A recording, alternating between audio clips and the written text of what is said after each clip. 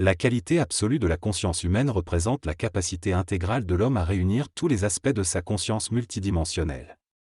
Cependant, pour atteindre cette qualité, il est nécessaire d'être équilibré sur les plans mental et émotionnel. Si la conscience est trop influencée par des mémoires, la qualité absolue ne pourra pas se manifester matériellement. Il est essentiel de prendre conscience que cette qualité ne doit jamais être utilisée contre l'homme, sinon cela engendrera des conflits.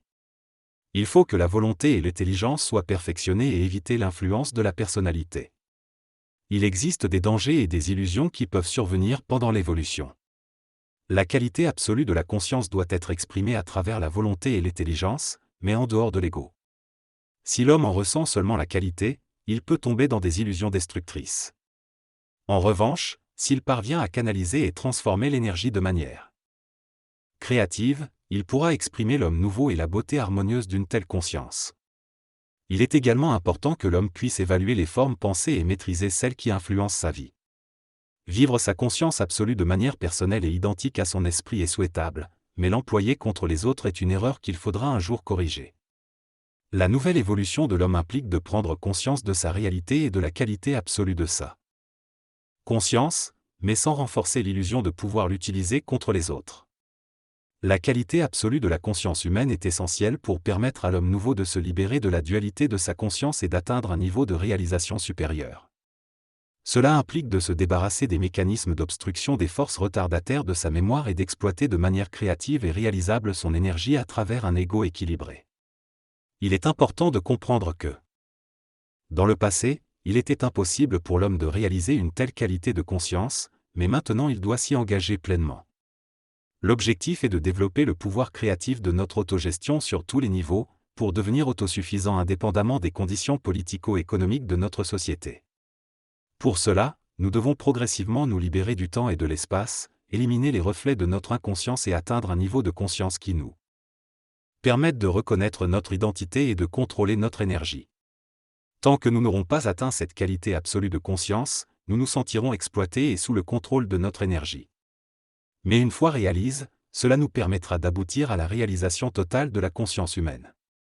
L'homme doit briser la relation entre l'image qu'il a de lui-même et la réalité afin de pouvoir utiliser son pouvoir créatif de manière volontaire et intelligente sur le plan matériel.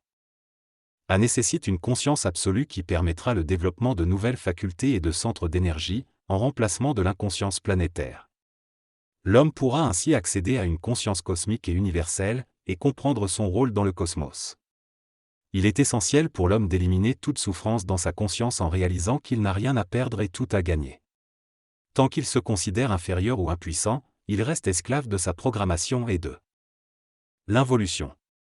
Il doit faire face aux forces en lui qui se cachent derrière l'émotivité et les pensées nuisibles, pour construire une vie cosmique et imperturbable. L'homme est aujourd'hui dans une période d'évolution qui le pousse à conquérir tout ce qui se présente à lui, en définissant son rapport avec les forces internes qui lui permettront de concrétiser son devenir. Il ne peut plus se permettre de vivre dans l'incertitude ou le doute, qui affaiblissent la qualité de sa conscience absolue. Il est évident que les individus ont des esprits différents et des capacités énergétiques variables. Pourtant, ils sont souvent influencés par la démagogie spirituelle et se laissent envahir par des pensées négatives. Pour devenir des êtres complets et intégraux, ils doivent reconnaître la qualité absolue de leur conscience et se libérer des illusions et des erreurs du passé. Tant que les êtres humains restent limités par leurs erreurs et illusions, ils continueront à vivre des expériences et ne pourront pas accéder à une conscience absolue. Ils doivent être capables d'intégrer toutes les forces invisibles et matérielles de leur vie pour participer pleinement à leur conscience.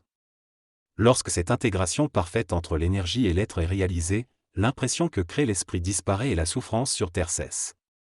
La dualité entre l'homme spirituel et matériel est dépassée et la mémoire n'est plus asservie à l'esprit mal canalisé. L'homme nouveau est un être réel qui comprend à la fois l'aspect spirituel et matérialiste de l'humain.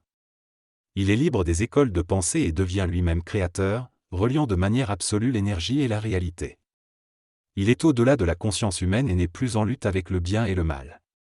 Si les individus ne prennent pas conscience de la qualité absolue de leur conscience, ils ne pourront pas surmonter les obstacles qui ont existé depuis toujours. Ils ne pourront pas être le produit de l'intelligence, de la volonté et de l'amour, et véhiculer une conscience universelle sur Terre. L'homme est en quête de son propre accomplissement, cherchant à atteindre un état de conscience absolue et à exprimer pleinement sa véritable nature. Sur son chemin, il rencontre des obstacles et des souffrances qui semblent limiter sa réalité, mais en réalité, ces obstacles sont les moyens par lesquels il peut se surpasser et manifester sa volonté et son intelligence.